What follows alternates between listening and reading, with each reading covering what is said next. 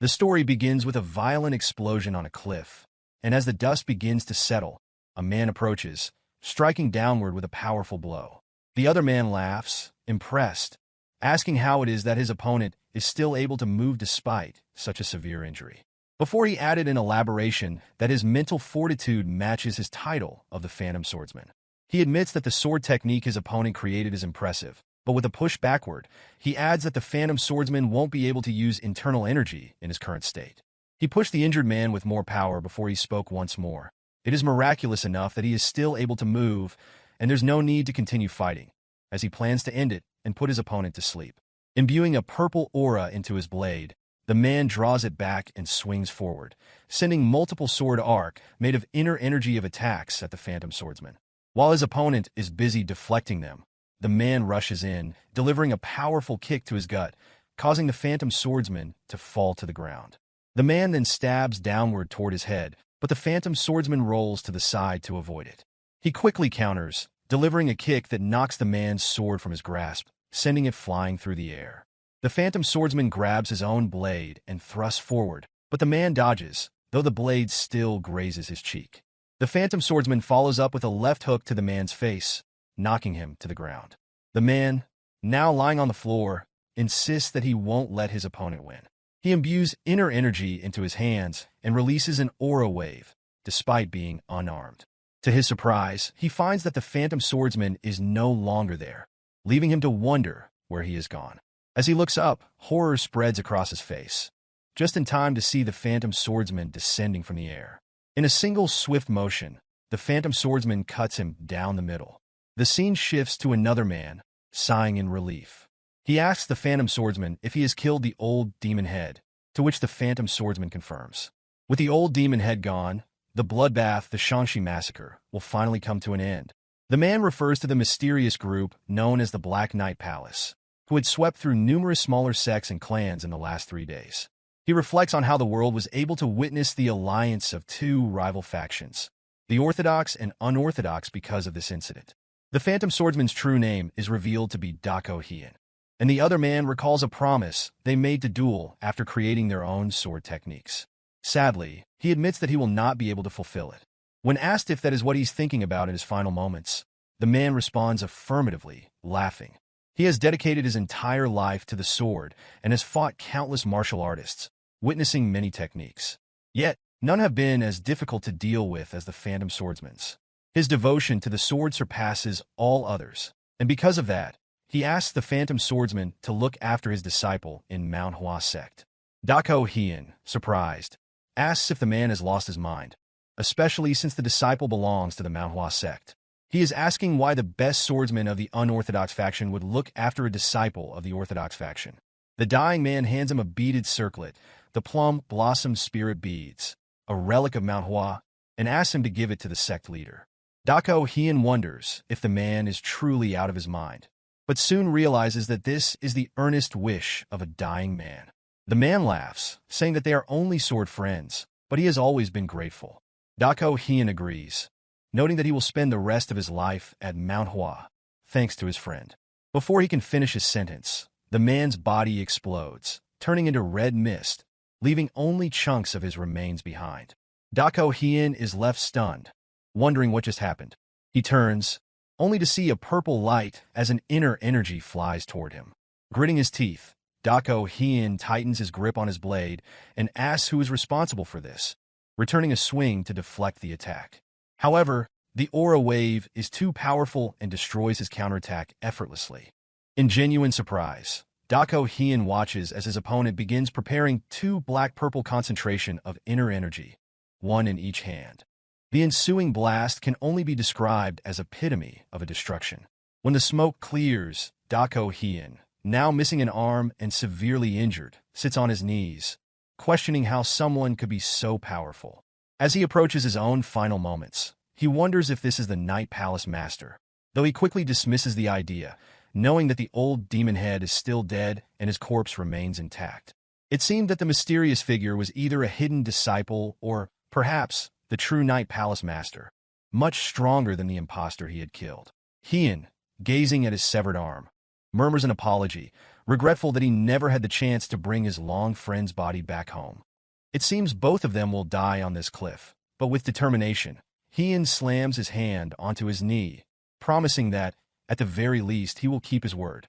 The other man watches in surprise as Heian charges forward to fight, unarmed and undeterred. Heian himself isn't sure if he will survive the fall from the cliff after losing his companion. But if there is any hope, he has to believe in it. Though he may be fleeing now, he will never forget his fallen friend. When they meet again, it will be for the final confrontation. But of course, that chance will never come. Just as Heian runs, an attack cuts him directly in half. He turns in shock, realizing that the masked man launched the attack from a distance, his power much greater than Heian had initially thought. The masked man laughs after landing the blow, prompting Heian to retort that such laughter is disrespectful, especially in someone's final moments. As he begins to fall, his final words are an apology to his friend, admitting that he likely won't be able to keep the promise he made. The spirit beads on his hand start glowing brightly, and below, in the forest, the light is radiated. People say they can feel his pulse, marveling that the heavens have indeed helped him. Heian, now regaining consciousness, is astonished. He opens his eyes and hears people calling him senior disciple. One of the men yells for an elder, who rushes to Heian's side, calling him Manhwa, praising him for surviving. Heian, confused, recognizes the elder as the Mount Hua Sect's elder, Baekjin, but wonders why the man keeps calling him Manhwa. After all, Manhwa is the senior disciple of Mount Hua's second-generation disciples and his own friend, Hyunjo's disciple. Heian wonders if the elder has lost his mind. The elder tells him not to speak as his wounds haven't fully healed. Heian begins to realize that he might be forced to live in Mount Hua after all. After some time, Dako Heian begins to leave, and the elder asks if he is going. Dako Heian acknowledges, almost responding rudely, but Baekjin advises him not to push himself too hard, as he had been bedridden and unable to eat for the past week. Dako Heian agrees and steps outside, where the sights of a giant well and a grand temple greet him. He heads toward the garden area, splashing water onto his face, reflecting on the past week. Though only 7 days have passed, it feels as though years have passed to him. He has dreamt of an entire life, reliving the last 2 decades that Manhwa experienced. It is revealed that their sect had been attacked. One of their buildings explodes and soldiers are fighting valiantly, but the situation seems dire.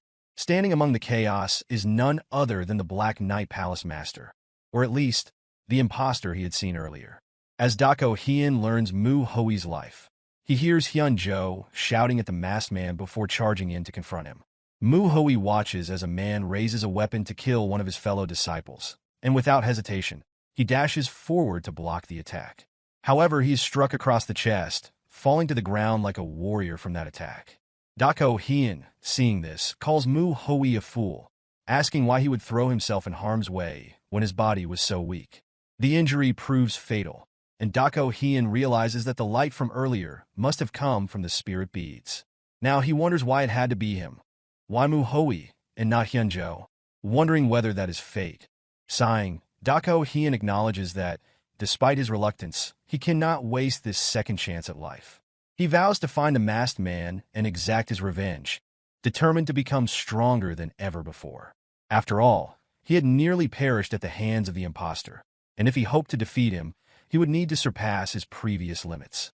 Dako Heian walks up the steps to an empty training room, likely Hyunjo's, and reflects on his late friend's final words. Hyunjo had led their disciples bravely, urging them to protect their home without fear. As Dako Heian picks up a book from the wall, he makes a promise to fulfill Hyunjo's last request and avenge his death, no matter the cost. The scene shifts to a discussion among the elders, who are deliberating whether they need to rebuild a total of 8 pavilions. Among them informs the sect leader that the damage has been worsened because they were unable to extinguish the last ambush's fire in time. The sect leader sighs, assuming that they lack the funds for such an extensive project due to prior damages. He turns to Baek-san, asking if that is the case. Baek-san confirms, adding that profits and visitors will be drastically reduced. He appears to be the one in charge of the sect's finances. The sect leader falls silent, concluding that large expenditures must be avoided, suggesting they should start with the most important pavilions. His name is Baekyu. He then turns to Baekjin, asking how the disciples are recovering. Baek Jin responds that they are all recovering well, and even those in serious condition are improving. Baek Yu is relieved, but asks about Mu Hui, expressing concern that the news of Hyunjo's death must have been a great shock. Baek Jin reassures him that Mu Hui has taken it better than expected. His wounds have healed significantly, and he was walking around outside yesterday.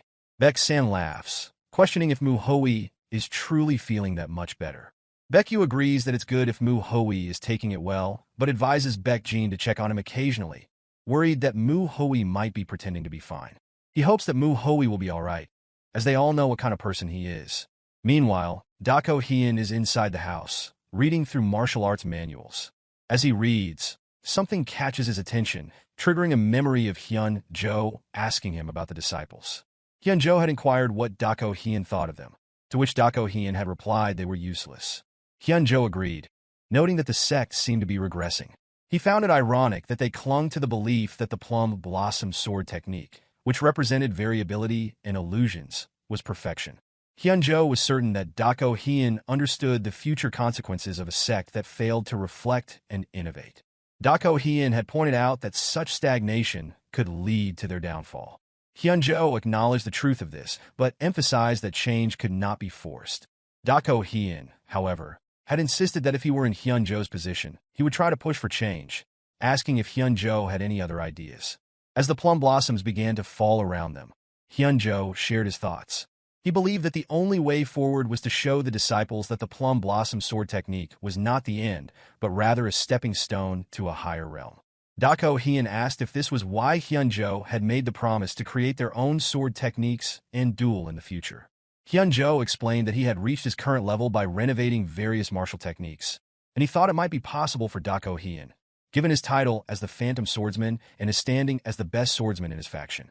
Dako Hien, reflecting on his initial judgment of the Mount Hua sect, admitted that he had once thought the problem lay in the sect's decline, unable to produce talent beyond Hyunjo for the last century. However, he now realized how foolish he had been. He had focused on martial arts techniques like the six-fold combo circulation technique and the sword technique itself, seeing them as flawless. But he now understood that martial techniques grow in power over time as they are passed through the hands of others. This was the true strength of a sect, and Mount Hua had hit a wall because of its greatness. The sect's determination to break through that wall by showing the disciples a new realm was key. If Hyunjo's wish was to demonstrate this determination and lead the disciples to a higher understanding, then the unfinished sword technique would be Dako Hien's to complete, as a way to honor their promise. This sword technique would need to reflect not just Mount Hua's form and movements, but its deeper intentions. To achieve this, Dako Hien realized he must align himself with the teachings of the sect and start from the basics. Only then could he complete Hyunjo's sword technique. Sitting in a lotus position, Dako Hien begins cultivating his inner energy, letting out a slow exhale. He reflects on the need to let go of the martial arts teachings that Hyunjo had imparted to him. Even if he tried, he could not deny that they were part of him, and he could not underestimate the basics.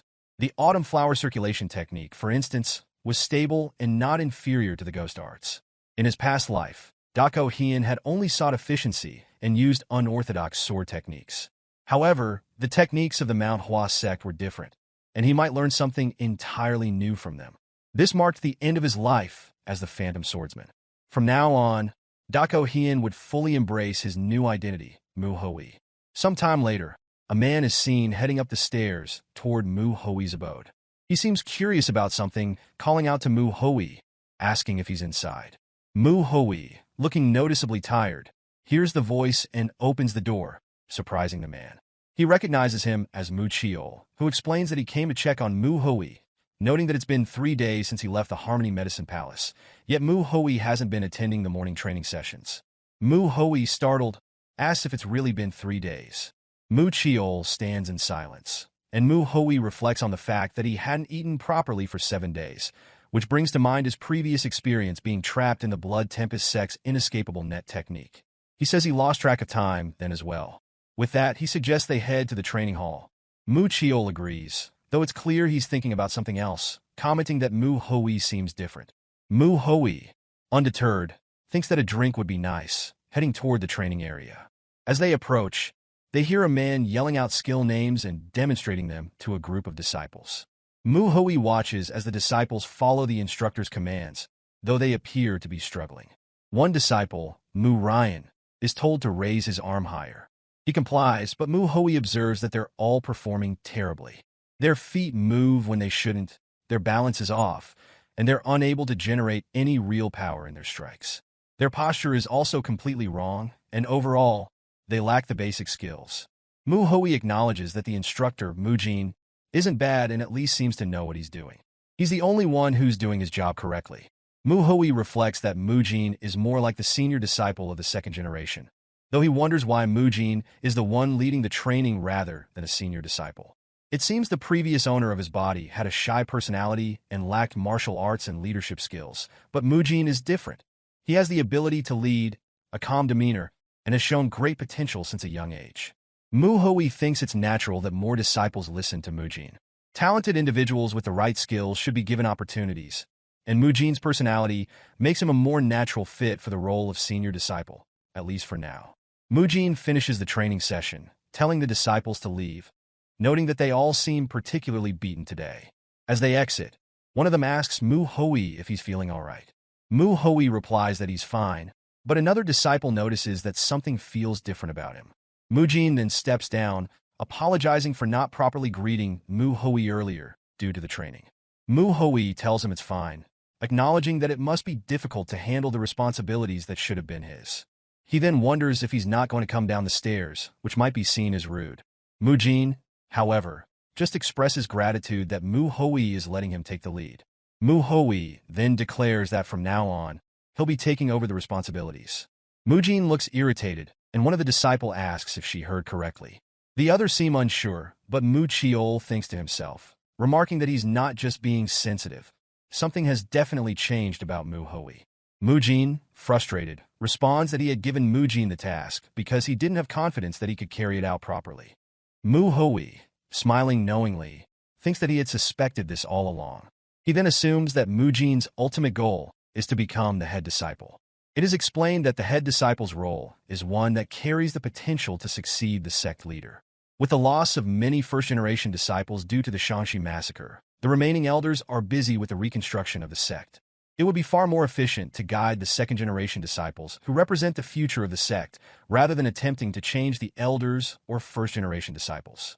Mu Hui also understands that the head disciple is the only one, aside from the sect leader, who can learn the purple aura circulation technique, one of the top 10 techniques for internal energy circulation. To surpass his previous self, Mu Hui needs to master this technique, so he has no choice but to take on the role of head disciple. While it may be shocking, this is the path he must take. Mu Jin, skeptical, asks if Mu Hui truly believes he is right in this decision. He questions what Mu Hui did the night the Black Knight Palace invaded the sect. Mu Chiol interrupts, shouting Mu Jin's name as Mu Jin reminds him that the elders had told him to stay put, but Mu Hui hadn't listened, and the consequences of that night followed. Mu Hui smiles as Mu Jin continues questioning him, asking if he saved any of the elders or others during the invasion, or if he killed anyone from the Black Knight Palace. Mu Hui shakes his head, admitting that he didn't save anyone. He only managed to burden them in the end. Mu Jin's expression shifts, realizing what Mu Hui is getting at. He then states that because of Mu Hui's actions, several disciples followed suit, and if the first-generation disciples hadn't risked their lives to protect everyone, many of them wouldn't be here now. Mu Hui agrees, acknowledging that Mu Jin is right, but Mu Jin seems annoyed that he's simply accepting the blame without further explanation. Mu Hui then declares that, as the senior disciple, he intends to take responsibility for everything moving forward. Mu Jin, not entirely convinced, asks how they are supposed to trust him now. Mu Hui, already heading up the stairs, smirks and replies that Mu Jin is misunderstanding something. When Mu Jin asks what he means, Mu Hui turns and, glaring at him, asks since when did he need to look up to him. He then asks if it sounds like he's trying to convince Mu Jin, or if he has to ask for permission in the choices he makes. Mu Hui isn't trying to convince anyone. He's simply notifying them of his decisions. Mu Jin, clearly surprised, was shaken by the presence of the man in front of him, wondering what kind of person this was. This was definitely not the same senior disciple he knew, and it sent a chill through him.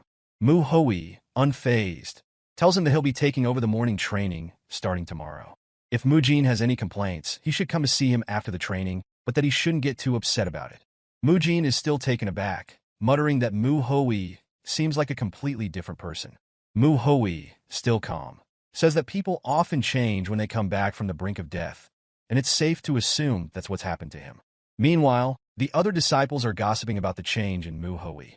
They overhear Mu Jin's frustration and wonder if Mu Hui really plans to take over the training sessions. Some disciples begin discussing it amongst themselves, with one saying that they heard the same thing. Another adds that Mu Jin was really mad at first but calmed down, though his face looked odd.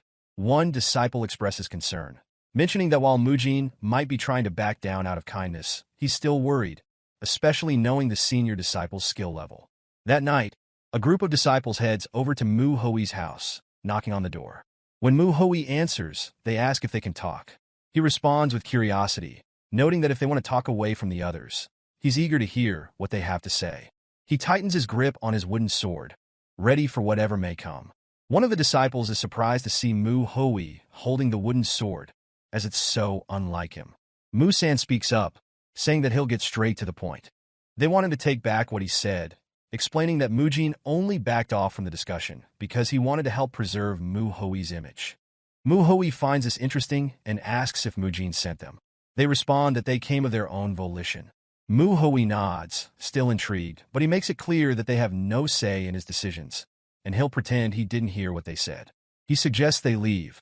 Mu-san calls out to him, asking him to consider their perspective.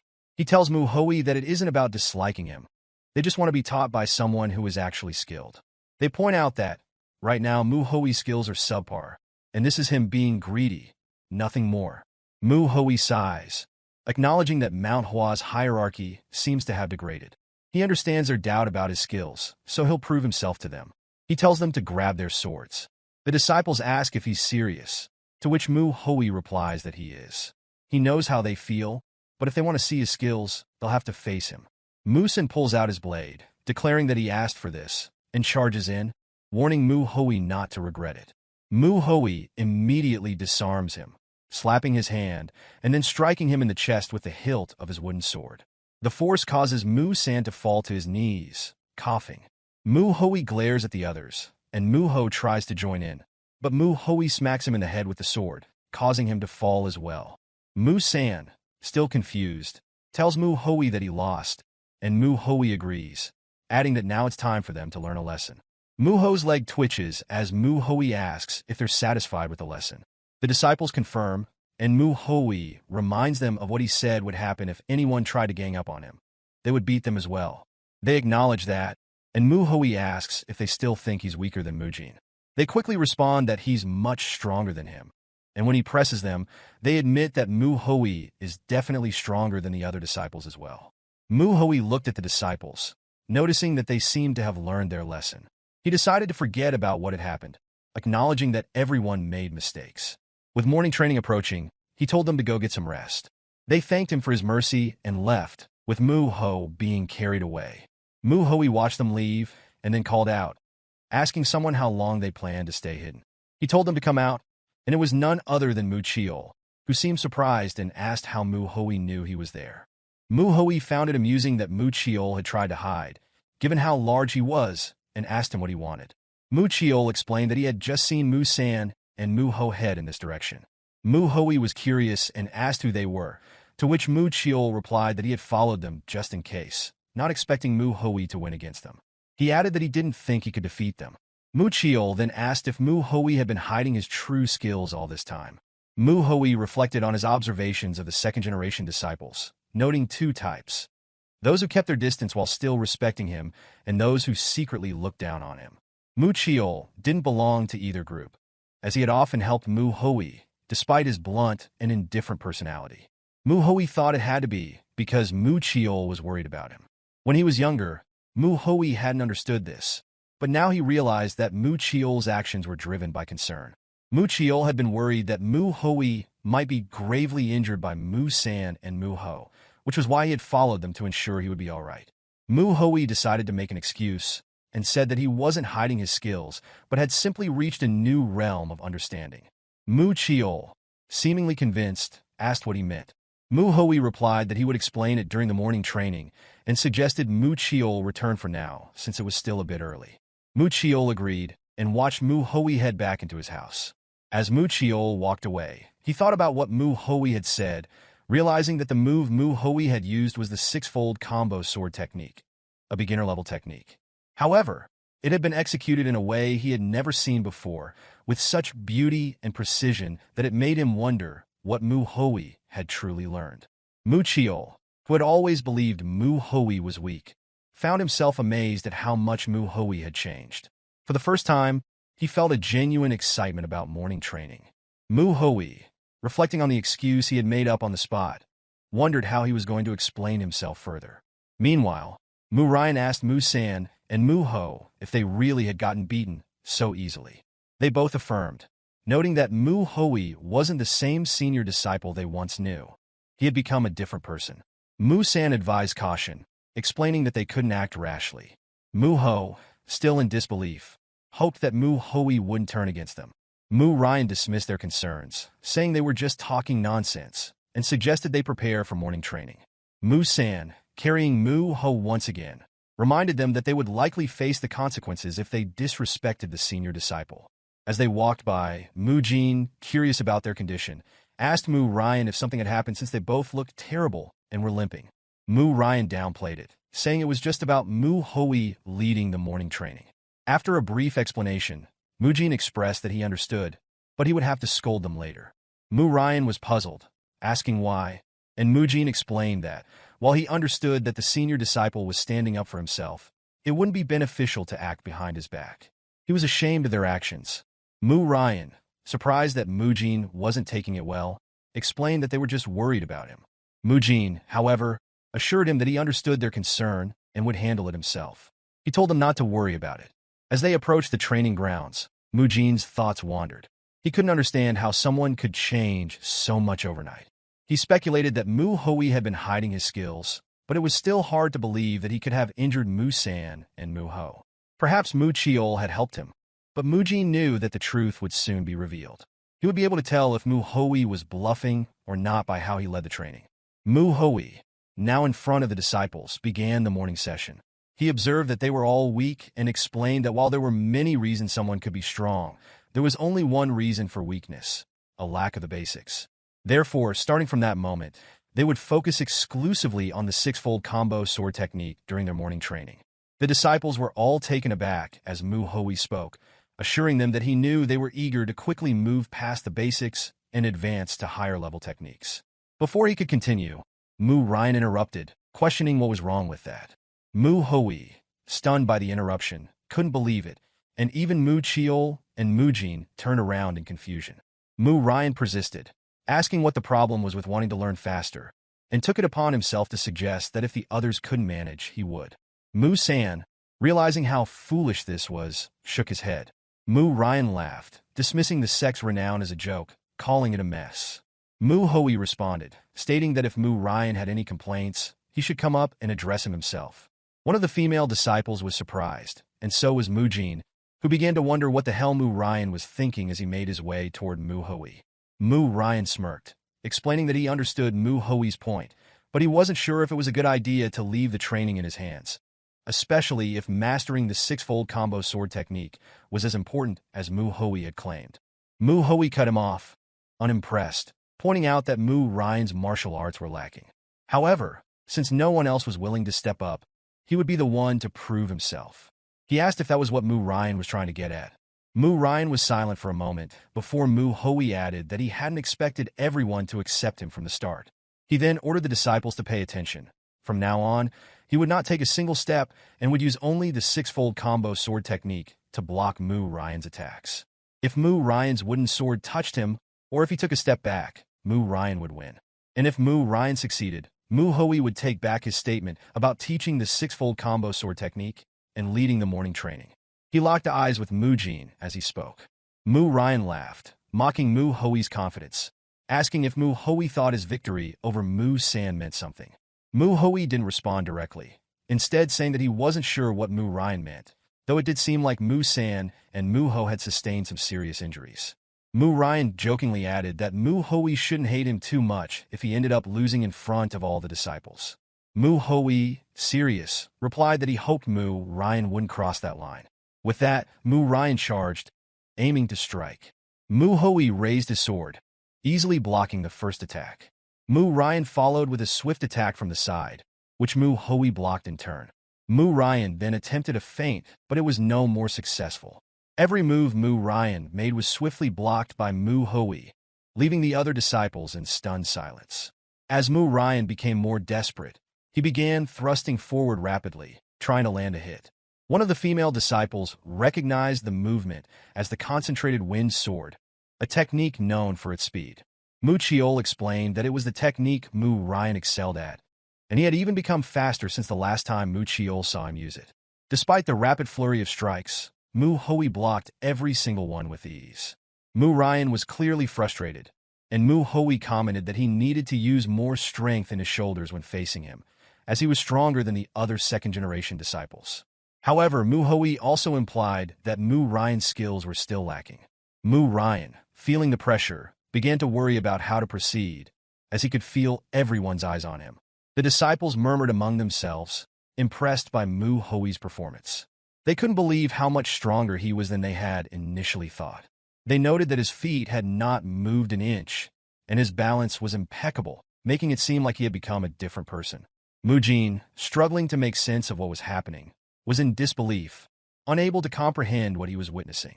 Mu Ryan, meanwhile, began to think about what he could do next, realizing that he couldn't recover from this. He had proven the senior disciples' martial arts skills, but not in the way he had hoped. He wondered how Mu Hui had improved so much. Mu Hui, reading his thoughts, explained that it wasn't about being strong. A sword should be swung with the whole body, and the most important part of swinging a sword was using your feet. If one overlooked the importance of the feet, focusing only on the swing, the sword would be useless. Mu Ryan, still trying to grasp it all, thought about what Mu Hui had said.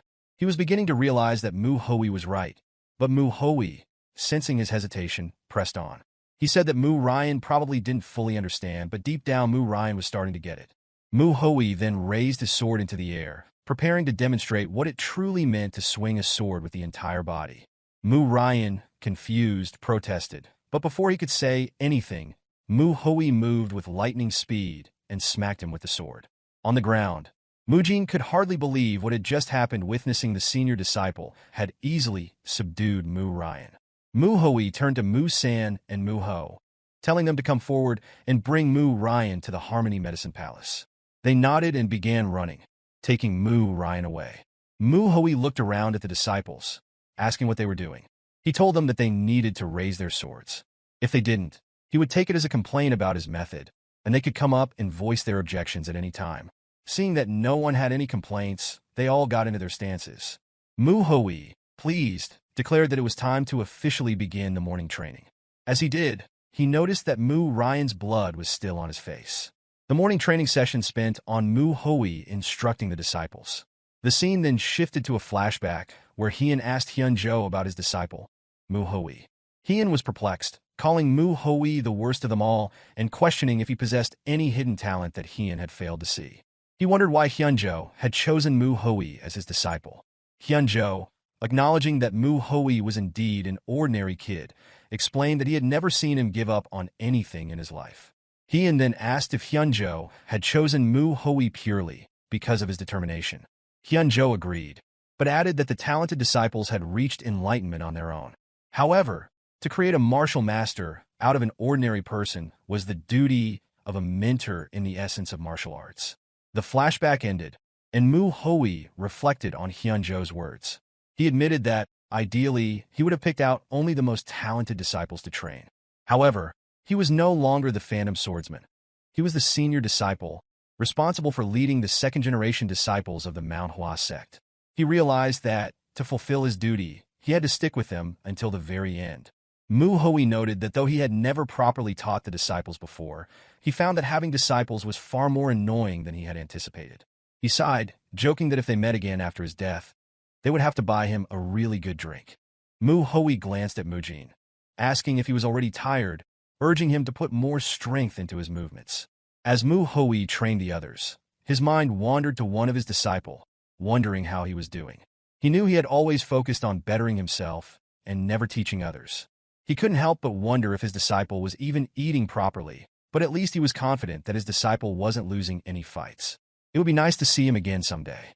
The scene shifted to Mu Ryan, who had a bandage on his head and was now instructed by Mu Hoi to properly train their lower bodies using logs as weights. Although it was a rough path that required starting from scratch, Mu Hoi was confident that, through this trial, the plum flower would blossom. Its scent strong and deep, impossible for anyone to replicate. He too had a long way to go, but his first step in changing the sect was to raise his martial realm. One of the most important aspects of this was sharpening his senses. As the sharper his senses became, the easier it would be to notice small changes in his surroundings, which would naturally improve his martial arts training. Though he hadn't felt much when he first opened his eyes, he could now sense that someone had been watching him. It didn't feel threatening, more like someone was observing him out of curiosity. While he couldn't pinpoint who it was just yet, he was certain that, soon enough, he would be able to tell who they were and where they were. Mu Hoi continued walking through the Crimson Forest, thinking about his path forward, and made his way to a pavilion. He entered the building, where a man named Hyun Gak greeted him, wondering who had come in. Upon seeing Mu Hoi, Hyun Gak asked what he needed.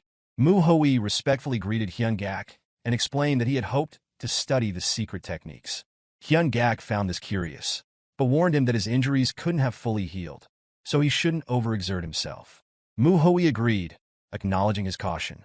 Hyun Gak then mentioned that he had heard Mu Hoi's disciple had been rather rude to him. Mu Hoi paused, wondering who Hyun Gak was referring to.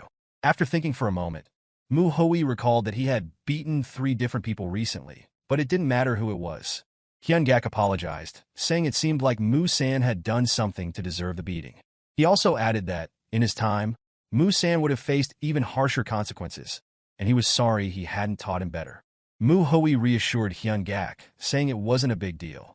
He had just done what he was supposed to as the senior disciple, and Hyun Gak didn't need to worry about it. Hyun Gak was confused, asking if Mu Hoi had just referred to himself as the senior disciple. He was taken aback and wondered aloud if Mu Hoi's eyes had always been as sharp as they were now. Mu Hoi wondered why Hyun Gak was staring at him so intently, questioning whether he had changed his mind about being upset over the way he had beaten his disciple. Hyun Gak, however, simply remarked that Mu Hoi's eyes were full of determination, noting that it was good to see him taking his role as senior disciple seriously and looking after his martial brothers. He assured Mu Hoi that he didn't mean to keep him there, and that Mu Hoi was free to go on his way. Hyun Gak then began thinking to himself, reflecting on how Mu Hoi had lost his master and been left alone, but had managed to pull himself together. Hyun Gak felt proud to see Mu Hoi picking himself up again, filled with determination. He hoped that Hyun Jo could see it from wherever he was. Meanwhile, Mu Hoi gathered several scrolls and books, placing them on a table to begin reading. As he flipped through each one, he contemplated what the first step in changing the sect should be. The first step, he decided, was to raise his own martial realm. A question lingered: the definition of martial realm. Some might assume it refers to the strength of one's martial arts, but Mu Hoi explained that this was incorrect. Life and death in the martial world were not determined solely by the strength of one's techniques. No one would fight recklessly when the stakes were life and death. What truly mattered was the ability to utilize the martial arts one had learned, combined with quick, precise judgment and the physical capabilities to back it up. For this reason, a martial realm wasn't just about martial arts. It was the mastery of those arts, along with the wisdom and experience to go with them. That enlightenment came through endless contemplation and reflection. This was the definition of a martial realm that he had created when he was Heian, the Phantom Swordsman, and the best swordsman of the unorthodox faction. It was a truth he had reached after years of training, contemplation, and learning all kinds of secret techniques. The first step in raising his martial realm, Mu Hoi concluded, was to understand his martial arts fully. However, he acknowledged that he still didn't truly know what the martial arts of Mount Hua were. But he wasn't going to remain ignorant forever. At this point, there were things he was not yet allowed to read. Books forbidden to disciples to prevent those who were too greedy or curious from foolishly attempting to learn higher-level techniques and ruining their key paths. All sects restricted access to their secret techniques, and Mount Hua was no exception.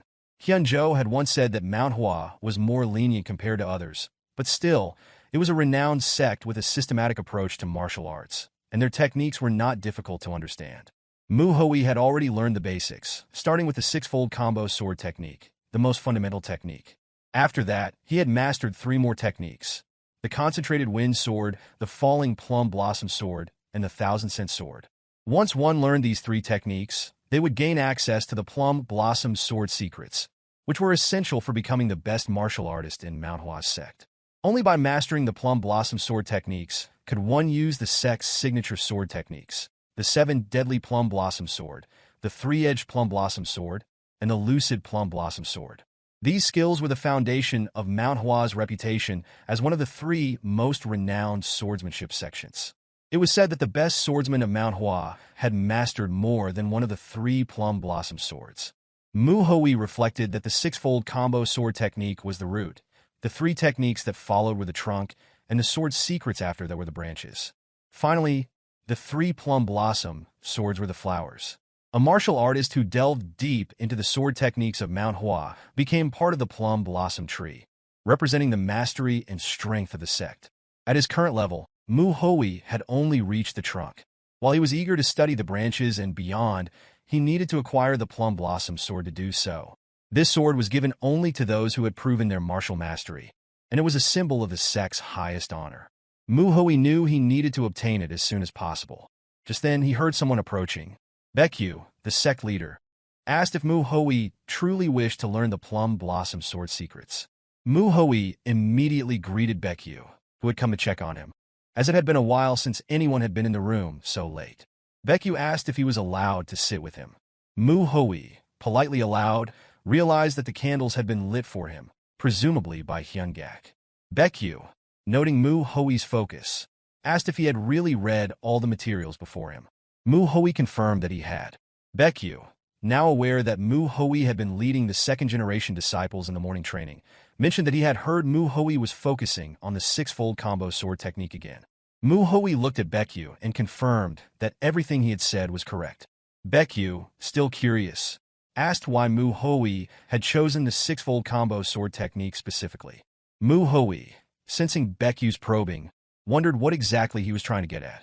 Baekyu inwardly thinking that when Manhwa had first spoken to him before, he had always hesitated to answer him, even to simple questions. Now, Manhwa was doing things he hadn't done before, and he guessed that these were the kinds of things Baekyu was thinking about. He assumed Baekyu just wanted to check on him, to see if he was truly all right or if he was merely pretending to be fine and overexerting himself in the process. He figured that Baekyu was trying to gauge his well-being, wanting to give the answer he expected. Manhwa, in response, stated that the foundation of the sect was the 6-fold combo sword technique. Baekyu, acknowledging this, agreed. But Manhwa continued, explaining that while the foundation was sound, the 2nd-generation disciples had started off on the wrong foot. However, it was kinder to say that they might as well have never started at all. Baekyu, surprised by the bluntness of Manhwa's words, was taken aback. Manhwa thought that this was likely a good answer. After all, the sect leader himself knew how bad the 2nd-generation disciples were. By thinking these thoughts, Manhwa figured that just the fact they were in agreement on the matter would reassure Baekyu. Baekyu, however, was still in disbelief. He thought to himself that Manhwa's state was much worse than he had imagined. He appeared to be truly broken. Baekyu shook his head, realizing that Manhwa's situation might be more severe than anyone had anticipated. Baekyu silently pondered the child before him, trying to reconcile this figure with the Manhwa he once knew. That boy had been innocent, incapable of speaking ill of others, yet now he seemed like someone entirely different. The thoughts settled heavily in his mind. Something had changed him. Perhaps the Black Knight Palace's invasion, the weight of being the sole survivor, or the lingering guilt over the deaths of his master, the elders, and the 1st-generation disciples. Whatever the cause, Baekyu knew one thing with certainty. He needed to make Manhwa understand that none of it had been his fault. Manhwa continued, as though reading Baekyu's thoughts. All 2nd-generation disciples knew that the 6-fold combo sword technique was well within their grasp, something they had learned early on at the Manhwa sect. But despite their years of practice, their skill with the technique had deteriorated, a result of years spent training without focus. Baekyu listened closely as Manhwa elaborated. The martial arts of different sects and clans in the Jianghu were shaped by their distinct ideologies. These philosophies were embedded in their martial arts, making them more than just techniques. Manhwa went on to explain how each sect's martial school expressed its ideology. He mentioned Wudong's Taiji Fist, Diansong's Sun-Shattering Sword, and Qingqing's Azure Cloud Crimson Dawn Slash, all as examples of how martial arts techniques were a direct reflection of the ideologies of the sects. As Mu Hui spoke, he considered his words carefully. To truly master a martial school's technique was not merely to practice the physical moves, but to understand and internalize the ideology behind them. It wasn't about perfecting a form. It was about embodying the philosophy the martial school represented. Mu Hui's calm, precise explanation reminded Baekyu of Hyunjo. Despite Mu Hui's apparent detachment, Baekyu couldn't shake the feeling that his words were steeped in a depth and conviction reminiscent of his former disciple. Mu Hui then concluded that the second-generation disciples had become overly focused on perfecting the plum flower, an ideal that distracted them from the true purpose of martial training. He explained that it wasn't about forcing the plum flower to bloom, but letting it happen naturally through the process of training and understanding the ideology behind their martial arts. Baekyu nodded in agreement, impressed by the depth of Mu Hui's understanding. The blossoming of the plum flower would come naturally through focused training, not through artificial attempts to make it happen. Mu Hui then shared his plans to continue guiding the disciples in their training with the six-fold combo sword technique. However, Baekyu shifted his question, making it clear he wasn't asking about the disciples. He wanted to know about Mu Hui's path, the one he intended to follow for himself. Mu Hui paused before answering, thinking carefully. He admitted that while he had great respect for the Mount Hua sect's martial arts, there were aspects that he found lacking, especially from the perspective of someone who had always prioritized efficiency for survival. His thoughts wandered further. If his own path no longer aligned with Mount Hua's principles, it meant stepping beyond the sect's will, a thought that settled uneasily within him. But despite his internal conflict, Mu Hui offered an answer that would satisfy Baekyu's concerns. He intended to fulfill his master's wishes, to walk the same path his master had, and surpass him. That was the duty of a disciple, after all. However, deep down, Mu Hui knew he wanted the freedom to do as he pleased, even if it meant giving Baekyu an answer he was expected to hear. Baekyu's realization struck him. It wasn't Mu Hui's talent that reminded him of Hyunjo. It was his intent to carry on Hyunjo's will. The road ahead would be difficult. Creating new techniques was no small task, but there was something about Mu Hui's resolve that intrigued him. Baekyu's pride in Mu Hui swelled, and he laughed heartily, expressing his happiness at seeing his growth. He was sure that Hyunjo, wherever he was, would be proud as well. Mu Hui simply acknowledged the praise, quietly thanking him. Baekyu smiled contentedly as he thought back to the plum blossoms that had bloomed amidst the snow. Despite their delicate nature, the plum flowers had endured the harshest cold to bloom more intensely than ever. He thought of the ones he had failed to protect on Mount Hua. He should have been the one to fall, not them. Even though the plum flowers had fallen, a small bud remained beside them. His thoughts deepened further. His duty now was to nurture that bud and help it bloom. He gazed out the window, watching the moonlight illuminate the night, his resolve firming with every passing moment. He turned back to Mu Hui. There were many flowers on Mount Hua, not just the plum flowers, Baekyu remarked. Mu Hui, curious, asked why the plum flowers had been chosen. Baekyu smiled faintly, encouraging him to think about it. There were lessons to be learned, and Mu Hui would understand in time. Baekyu then realized the conversation had gone on long enough. He stood, apologizing for keeping Mu Hui so long. As he made his way, he remembered something important. He turned to Mu Hui, mentioning that there was something he had meant to tell him before he left. Baekyu, reflecting on his own experience, expressed that though he, too, had lost his master, he couldn't claim to fully understand the depth of Mu Hui's sadness. He acknowledged that everyone experiences emotions differently. He continued, explaining that life and death were one, an inevitable cycle where the end of something marked the beginning of something new. It was a natural flow of things. Instead of viewing Hyunjo's death as an ending, Baekyu advised Mu Hui to see it as a new beginning and to think of his actions as a way of celebrating Hyunjo's life. This shift in perspective, he believed, could help ease the grief. He was sure Hyunjo would have wanted Mu Hui to think this way. Mu Hui reflected on the idea of celebrating his master's life. It didn't sound bad at all.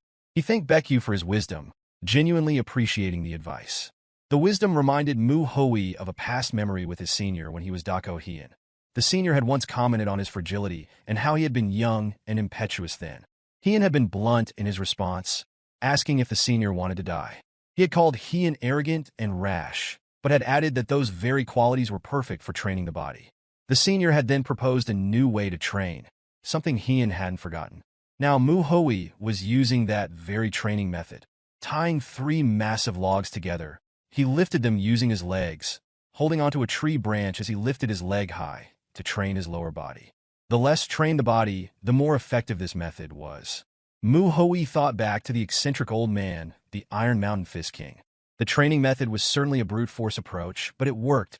He hadn't expected that connection to come in handy like this. As Mu Hui lost himself in thought, a female disciple approached him, calling out to him. It wasn't the time to be training, she said. Mu Hui was briefly confused, unsure of what she meant. Brimming with excitements, she explained that the sect leader had ordered him to make a trip down the mountain. The morning had been spent discussing the concerns surrounding the third-generation disciples, and it was already late, so they had to prepare immediately. One of the elders spoke up, noting that they should have taken in third-generation disciples by now, but the Shanxi massacre had delayed their efforts. Baekyu added that they should also consider bringing in disciples from the outer sects, so others would know they were still doing well despite the setbacks. One elder agreed, and Baekyu confirmed the suggestion, seeing the need to reassure everyone. Baekjin raised a question about sending someone to check on the Shanxi outer sect, knowing that an unorthodox alliance or some other evil organization might be eyeing the power vacuum left behind. Baekyu agreed that this couldn't be ignored any longer.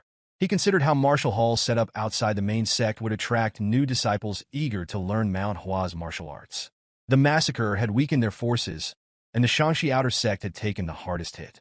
As they deliberated on who to send, one elder raised a concern about who would go. Baekyu, however, suggested sending a second-generation disciple to give them a real taste of the Jianghu. The elders were hesitant, worried about how unstable the outside world still was. Baekyu suggested sending a few of the most talented disciples, and the idea quickly turned to the 3 flowers. Baekjin sought clarification, asking if Baekyu meant the 3 best disciples. Baekyu then proposed sending Mu Hui as well, certain that Mu Hui would have no problem dealing with the outside world. At first, Baekjin agreed, but then, in surprise, realized that the sect leader had proposed Mu Hui for the task. One elder expressed concern about sending Mu Hui, especially since he had changed a lot in the past month. Baekyu responded calmly, assuring them with a weary yet calming smile that Mu Hui would be fine. Thus, Mu Hui was sent out to see the outside world, and the scene shifted to Pasang City. Mu Hui led 3 other disciples in accordance with the sect leader's orders. The town was small and unremarkable, with little to draw attention except for a simple establishment that sold drinks. Mu Hui couldn't help but think to himself about how mundane the place seemed. However, Mu Hua, his fellow disciple, was completely distracted by the sight of a braised chicken, mesmerized by how delicious it looked. She excitedly asked her senior to look at it. Mu Jin, ever the voice of reason, reminded her that they were wearing the Mount Hua sect's uniform and needed to behave accordingly. Mu Hua acknowledged him, but her attention quickly shifted to the scent of lamb meat a few steps away. Mu Jin had to call her out again. Mu Hua, still distracted by the smell of the food, insisted that they look at it, her hunger apparent. Mu Hui noticed her distraction, but before he could comment, Mu Hua bumped into a thug on the street. Surprised, Mu Hua turned to face the man she had bumped into. The thug stared back at her, and the 4 disciples stood there awkwardly, with Mu Hua still startled by the encounter.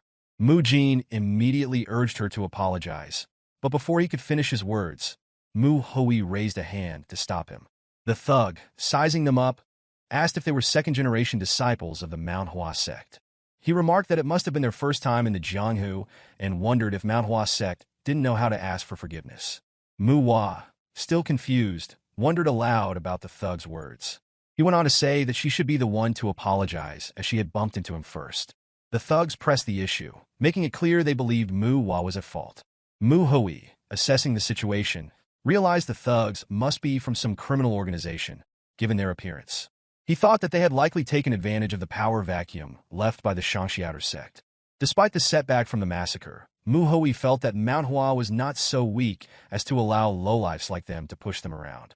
It was clear that someone influential was backing these thugs. Mu Hui didn't know who, but he wasn't concerned with that. His focus shifted to how this situation would be a valuable experience for the younger disciples. Meanwhile, the thug in the green robe seemed to be fixated on Mu Hua's chest, his gaze unwavering as she continued to argue with his companion. Without warning, Hui drew his sword and pointed it at the thug's eyes, asking where he thought he was looking. This caught the thug off guard, and Hua was startled by the sudden tension. Hui explained that he had known from the beginning that the thug was the one who had bumped into her, and he had been waiting to see how the situation would unfold. He had seen the thug's arrogance and was now certain that the thug had crossed the line. He warned them that they had just started a fight with the Mount Hua sect. Hui conveyed an understanding of how the Jianghu underworld perceived the Mount Hua sect. The thug's mind raced in response. It was clear that their origins had been uncovered. A silent curse formed in his thoughts as he struggled to comprehend how this realization had come about. Regardless of the method, action was necessary. With urgency, he acknowledged the mistake and sought to rectify it, offering an apology, but Hui rejected the apology, unwilling to accept anything from such scum. With a cold, commanding tone, he told them to leave immediately if they didn't want to risk one of them losing an eye. The thugs, fearing that Hui would follow through with his threat, fled in haste. Hua, still rattled, apologized to Hui, but he reassured her, telling her that the thug was in the wrong, not her. Chiol remarked that those from the underworld must be far worse than they had imagined. Hui, sensing the tension, suggested that they find an inn and get something to eat first. This idea brought joy to Hua, whose attention was immediately drawn to the food she spotted. On the other hand, Jin remained deep in thought. Jin reflected on the situation. They had been the ones who had picked the fight, yet he had rushed to tell Hua to apologize without even realizing that. He had been focused on being careful with their behavior, considering they were representing the Mount Hua sect. But he had failed to recognize the need to address those who had dared to look down on the sect. As Jin pondered, he realized that Hui had already understood the situation. His senior was aware of his surroundings at all times and had reacted as though he was used to handling such things. Jin, now steeling himself, thought that he would never allow anyone to look down on Mount Hua sect again. Meanwhile, Hui regretted not dealing with the thugs more directly by simply killing them in that moment, but his focus remained on the task at hand. Soon, they arrived at an inn, seated themselves, and prepared to order. When they were done, a mountain of bowls was piled up on the table. Hui, looking at the pile of bowls, teased them, wondering if they had been lazing around with their training since it seemed like she was eating less than usual. Hua, quick to defend herself, assured him that she wasn't slacking off. Chiol chimed in, suggesting that Hui simply ate more now. Right after, Hua expressed her frustration. It would have been much easier if the sect leader had been more specific with their mission or goal. His instructions had been too vague, leaving them uncertain about what to do next. Hui tried to offer some direction. He spoke if anything noteworthy had happened during the day. Hua, still thinking, racked her brain, trying to recall anything important. Some people had picked a fight with them. They had reserved rooms, and then they had eaten. Her thoughts finally led her to the underworld. It clicked in her mind, and she realized the significance of the encounter. Hui then clarified their situation. The sect leader had given them his full trust to make their own decisions. He was considering teaching a lesson to those from the underworld, though he stopped short of saying it outright, instead suggesting they deal with them. He turned to his fellow disciples, asking what they wanted to do. That night, the 3 second-generation disciples decided that their first course of action would be to gather information. Hui, donning a cloak, moved through the night, keeping to the shadows as he witnessed a group of random thugs harassing a young woman. In the dark alleyway, the man from the underworlds placed his arm on the woman, trying to convince her that they were the only ones who asked so little. The term underworlds referred to those who committed immoral acts based on incorrect beliefs or thoughts.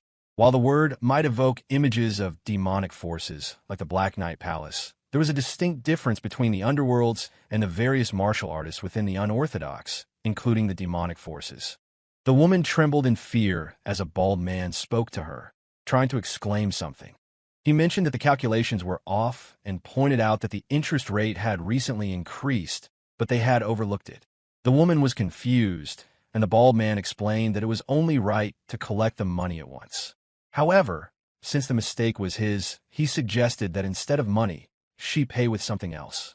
His gaze lingered on her bosom as he spoke. The difference between the underworlds and the various martial artists within the unorthodox was in their goals. The underworlds sought money, pleasure, or the cheap thrill of dominion over the weak. Organizations that killed for money could also be considered underworlds, though they were usually just called assassins. In contrast, the underworld were often seen as thugs and ruffians, living dirty lives and never aspiring to become anything more. However, Hui had not expected them to start a fight upon seeing a disciple from Mount Hua. He joined the conversation, calling the man either arrogant or ignorant, though he couldn't fully comprehend their behavior. The thugs turned to him and asked who he was. They complained about being told to stand watch by the bastard Yungbong, who was nowhere to be found. They assumed Yungbong had grown impatient and wandered off like a bum. Hui demanded to know who they thought they were to act in such a manner, questioning if they had some backing. The thugs were confused, thinking Hui was looking for a fight. They threatened him, saying that if he didn't want to get messed up, he should just leave. Hui had other intentions, though. He had come to find them for a different reason. The man told Hui to leave, but the bald man kept his arm on the woman's shoulder, suggesting they continue what they had started. Before the bald man could finish his sentence, Hui's knee struck the other man's face, sending him flying backward. The bald man was left dumbfounded. Hui approached the man on the ground and kicked him again, knocking him unconscious. With the bald man now stunned, the woman escaped his grasp. Hui called the bald man a pig, to which the bald man meekly replied with respectful affirmation. Hui noticed that the men had learned some third-rate martial arts and suggested that the bald man approach him with killing intent. At the very least, that would give him a chance to live. He then ordered the man to hand over his wallet. A few moments later, a man was groggily urinating on a tree when the men at the table called to him, teasing him about pissing all day. One man complained that he'd sober up at that rate. The old man responded, saying that the other man would be coming soon. The groggy man grumbled, having failed to notice the men tied to the branches of a tree. He returned to the table and asked why the other man was rushing to drink. The man explained that he had seen something interesting and wanted to share it. He pointed to the next table, where someone had ordered an enormous amount of food, about 3 bundles worth. However, he was confused because the person was no longer there. He insisted that a man in a cape had been there just moments ago, ordering food to go. Even at night, the streets bustled with people. Manhwa was deep in conversation with a merchant, while Mu Chiol secretly followed some men. Mu Jin, meanwhile, was drinking and eavesdropping but remained focused on his task. In a slum area of the city, the smell of pork belly and spring rolls filled the air. One man commented that he didn't know where the bastard had been rolling around eating, but found it ridiculous that he brought food in front of them. The crowd, unable to resist, decided to go after the man to grab the food. However, Hui drew his sword, pointing it at them. He told them that he wasn't there to share, and that if they dared touch his food, he would cut their heads off. A man stepped forward and, with a respectful tone, said that the young master was impressive. He introduced himself as Jingi of the Beggar Sect. Hui sheathed his sword and introduced himself in turn. Jingi expressed regret that the Beggar Sect could not be of help during the Shangxi massacre, also acknowledging the shame of the incident with the Mount Hua sword saint. Hui responded that it was fine and expressed sympathy, understanding that the aftermath of the Shangxi massacre must have been difficult, especially because of the extreme heavenly sect. Jingi acknowledged Hui's knowledge and then asked what had brought him to the Beggar Sect. Hui replied that he wanted to learn more about the underworlders that were currently controlling Pasong. He noted that food would lose its taste once it became cold and suggested they speak while eating. Jingi was amused and took a bite, while Hui learned that the underworld bastards were from the brutal blood faction. They had taken control of the power vacuum left behind by Hua Ryu, Mount Hua's outer sect, which had been annihilated during the Shangxi massacre. Hui was surprised by the strength of these underworld men and asked if it was typical for them to be so capable. Jingi explained that everyone in the brutal blood faction was somewhat knowledgeable in martial arts. Hui agreed, as he had already encountered a few of them and had noticed that they seemed to have learned third-rate martial arts. Shifting the conversation, Hui reminded Jingi that they hadn't yet discussed what truly mattered. Jingi asked what he meant, and Hui revealed that he was referring to the mastermind behind the brutal blood faction. Jingi asked why Hui believed there was a mastermind behind the faction, and Hui explained that while Pasong wasn't a particularly large area, it wasn't small either. The Huaryu sect was quite large for a small to mid-sized sect, and Pasong, being relatively big among smaller places, seemed an unlikely target for a mere underworld organization to monopolize. The power vacuum there would naturally attract interest, and it seemed odd for a single underworld faction to control the area completely. Mu Hui explained that it wouldn't be surprising if dozens of underworld groups controlled different parts of Pasong, competing against one another. Jingi complimented Mu Hui's discernment, noting how it was hard to see him as a mere rising prospect in Jianghu. He then explained that he hadn't brought it up earlier because he wasn't yet certain, but now that Mu Hui had voiced his thoughts, he could share what he knew. Clearing his throat, Jingi told Mu Hui not to be surprised. He revealed that there was a martial artist who was frequently in contact with the Brutal Blood faction, and that they were from the Nine Hellsword Sect. The Nine Hellsword Sect was one of Shangshi's 3 big sects, ranking alongside 2 of the 10 largest sections. Despite their size, the Nine Hellsword Sect had never paid much attention to the Mount Hua or Zhongnan sects. This nonchalance and their larger scale made them formidable. Mu Hui found it strange that the Nine Hellsword Sect would be involved. If they were behind the Brutal Blood faction, they would have flaunted their ambitions. But he questioned whether they had the time and ability to focus on an area like Pasong. Jingi clarified that he wasn't certain the mastermind was from the Nine Hellsword Sect. If they were involved, they wouldn't have cared about appearances and would have caused a ruckus. Mu Hui understood there was no concrete evidence, but he still doubted the Nine Hellsword Sect's involvement. Jingi praised his insight, and Mu Hui, now more curious, asked who this martial artist might be. Jingi seemed to have forgotten to mention the name, and then revealed that he suspected the martial artist was the Red Wolf Sword from the Nine Hellsword Sect. Mu Hui was taken aback and clarified, asking if Jingi had just mentioned the Red Wolf Sword. Jingi confirmed and, seeing Mu Hui's reaction, noted that it would have been strange if he hadn't heard of the name. He cautioned Mu Hui to be careful of whatever plans the Red Wolf Sword might be orchestrating. Mu Hui was deep in thought, as he had never heard of the Red Wolf Sword before. At dawn, Mu Hui gazed into the distance, hoping to gather intelligence on the Red Wolf Sword, but he had no success. That night, he continued to accompany Jingi, sharing drinks with him, even if only tea. His plan was to play along for a while and wait for Jingi to open up about the Red Wolf Sword.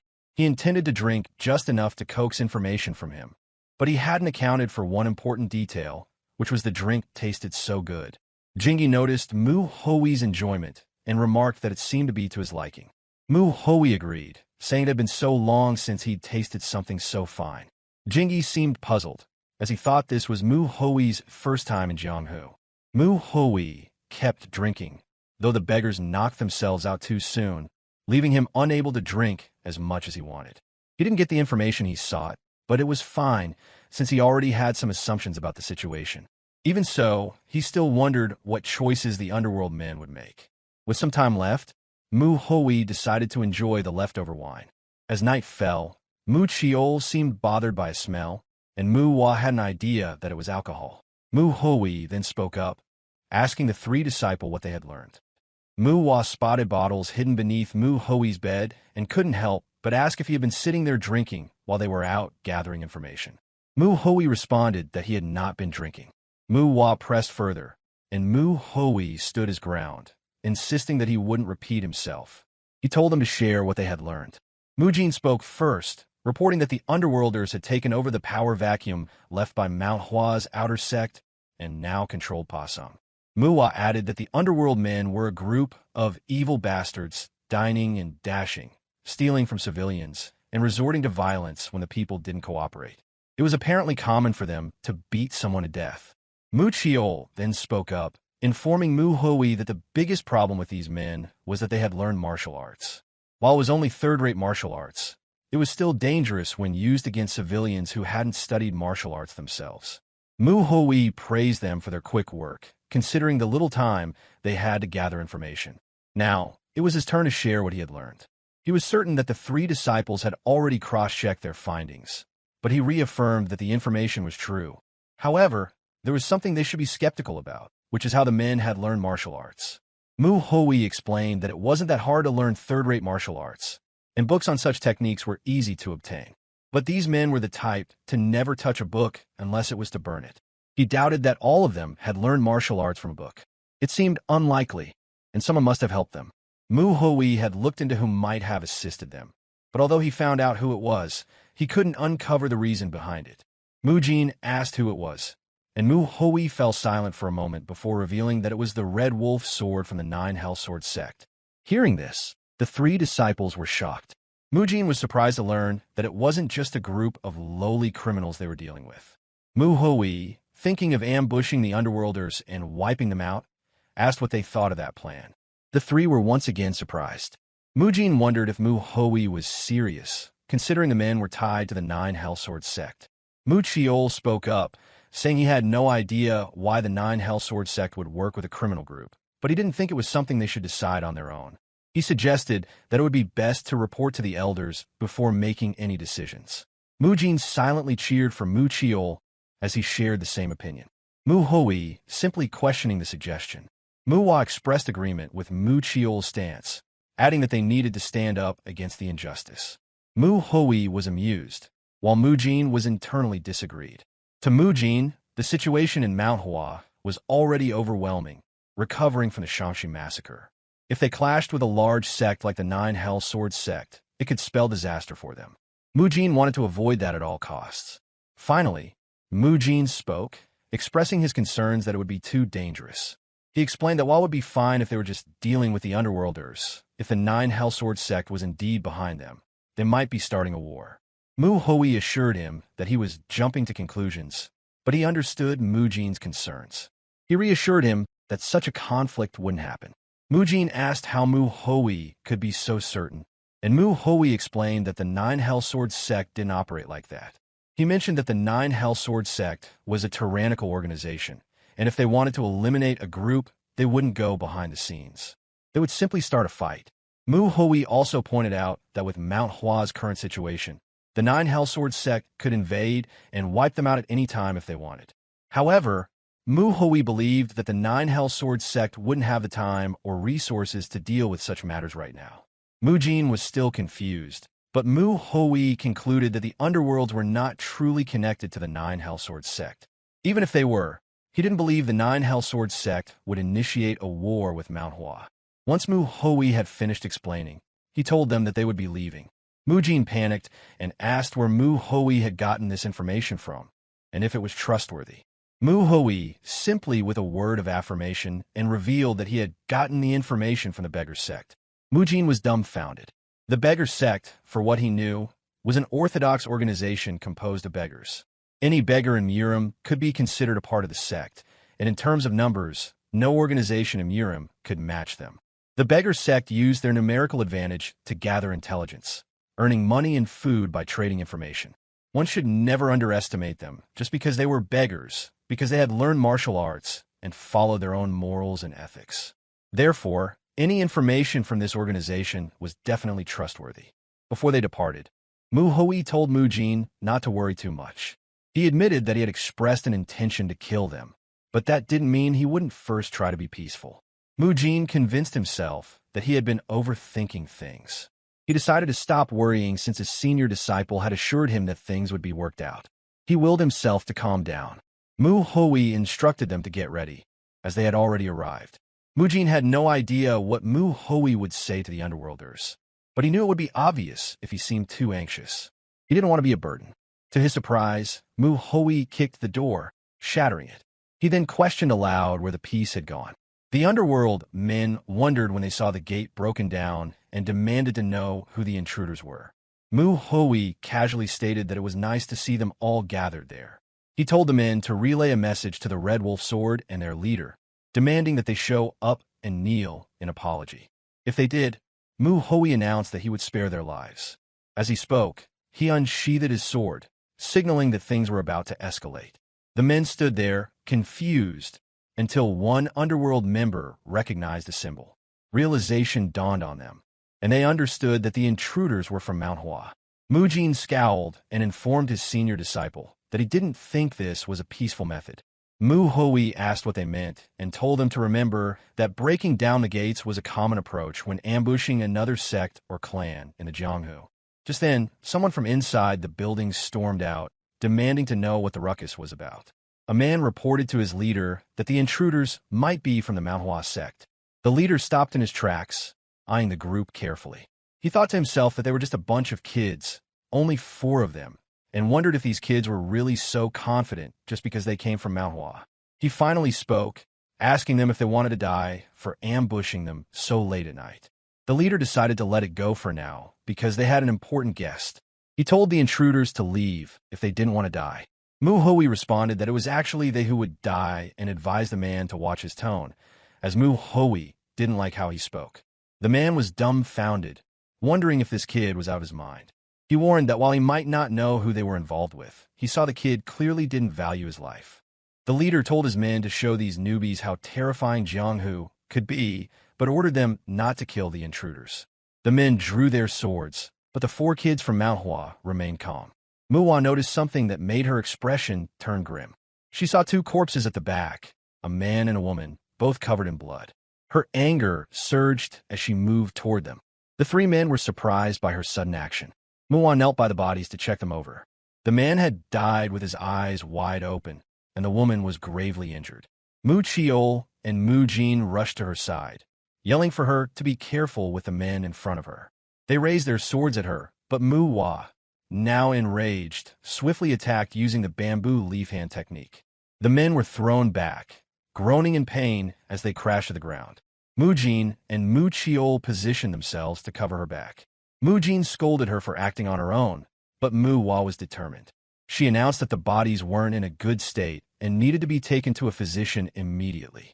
The bald man, whom Mu Hua had attacked, retorted, asking who says they can take them. He then stated that while they might be from Mount Hua, they were weak. He told the underworld men to get them if they could, provided they all fought together. The leader watched the exchange, and Mu Hui observed that while Mu Hua had used less force than usual, it seemed like she was controlling her strength as she did during training. He commented that she was being too soft, then asked if her sword was just for decoration. He pressed her, asking why she hesitated when the men were clearly trying to kill her.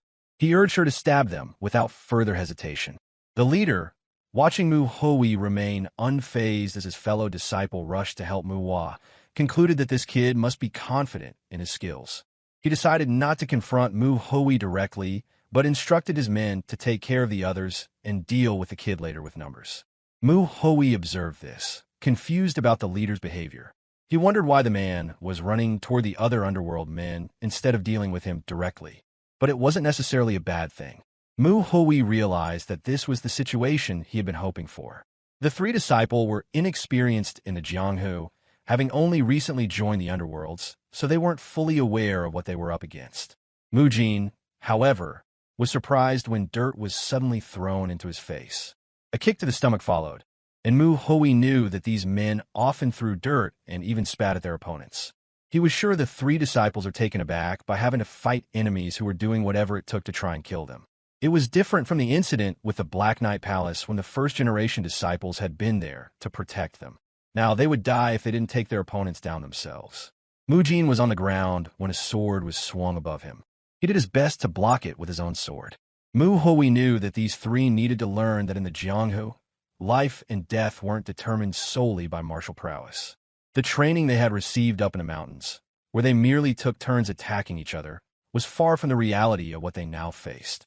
It seemed different for Mu Chiol, though. He was calm and didn't hesitate to defeat his opponents. A bald man with a sword rushed toward him.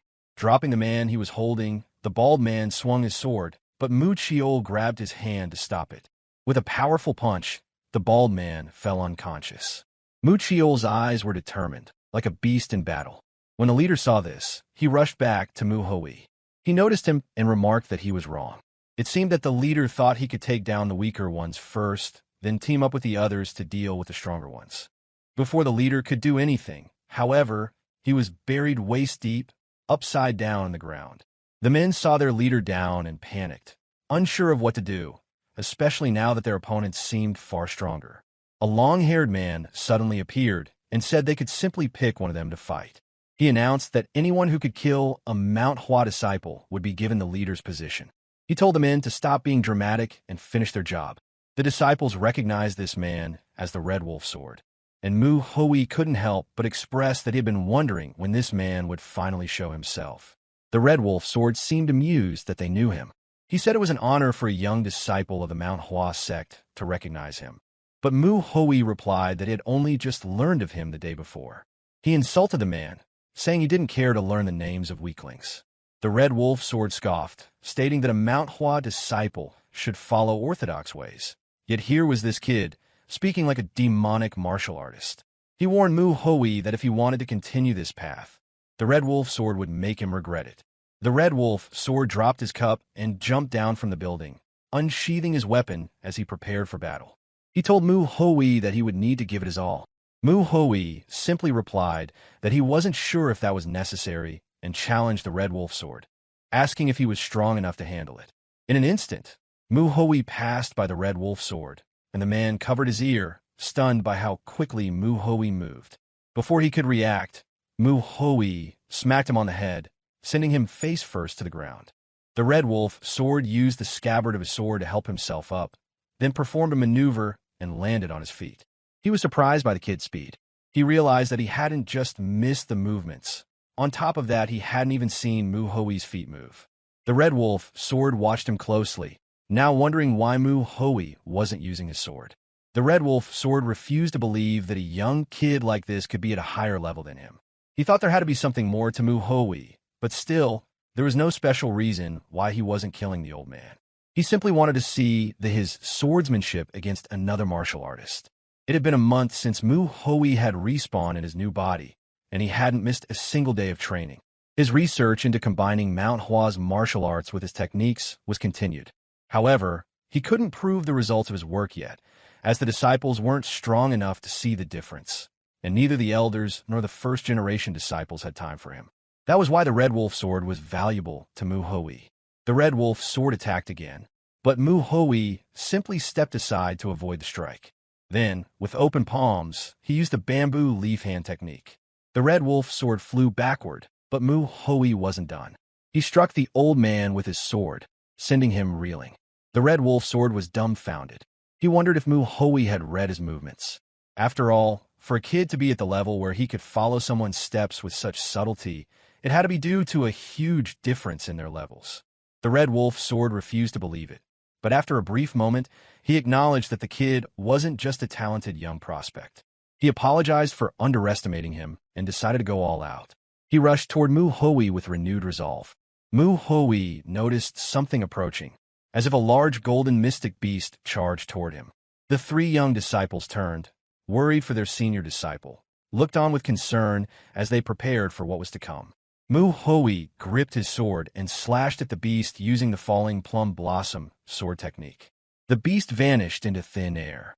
He remarked that the red bud sword technique was fierce, but had many gaps, noting that based on Red Wolf Sword's movements, he hadn't even fully mastered it.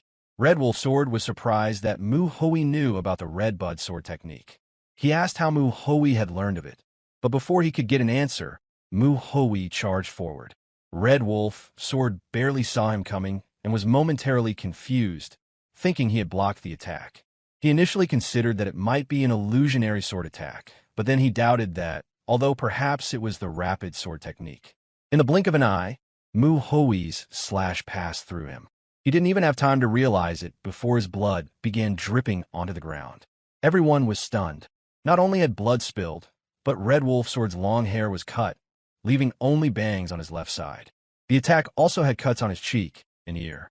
Red Wolf Sword realized that in that brief moment, Mu Hui had purposely shifted his sword to avoid killing him. He understood that Mu Hui could have killed him easily, but had chosen not to. This realization made him wonder why Mu Hui had shown such restraint.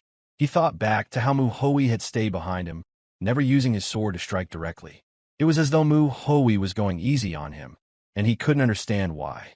Red Wolf Sword, feeling a surge of frustration, acknowledged that Mu Hui's talent was undeniable. He thought about how Mu Hui seemed to be the same person he had in his mind, someone with immense potential. He cursed the meaning of talent, feeling resentful that Mu Hui was better than him, especially since he had lived at least twice as long as this young man. He cursed Mu Hui and warned him not to look down on him. He claimed he was a martial artist of the 9 Hellsword Sect and released 3 golden beasts, all of which charged straight for Mu Hui. Mu Hui swung his sword, and in a single movement, the beasts vanished. Moments later, Red Wolf Sword was struck by something resembling wind blades. Mu Chiol, watching in awe, recognized the move. Red Wolf Sword bled from several wounds, his body shaking with disbelief. He thought about how he had trained continuously since the kid, not even born, perfecting his martial arts so that his skills would be acknowledged. He questioned how this young man could destroy the results of his decades of effort so easily. He couldn't understand why he couldn't follow Mu Hui's movements or even cut him. In a moment of frustration, Red Wolf Sword screamed, wondering why his efforts weren't being recognized. Mu Hui, unfazed, simply cut him down further. The man who had been buried earlier by Mu Hui regained consciousness, lifting his head from the hole.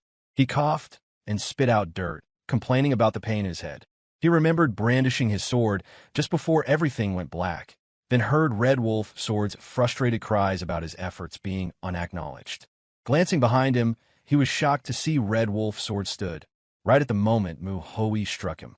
Red Wolf Sword kept thinking that there was nothing more unfair than talent. His efforts had been trumped by the innate abilities of a young prospect. The young man had only trained for a few years at best, yet he had already surpassed him. Even though Red Wolf Sword was on the ground, bleeding from his shoulder, he muttered bitterly about the young prospect and the martial artist from the Nine Hell Sword Sect.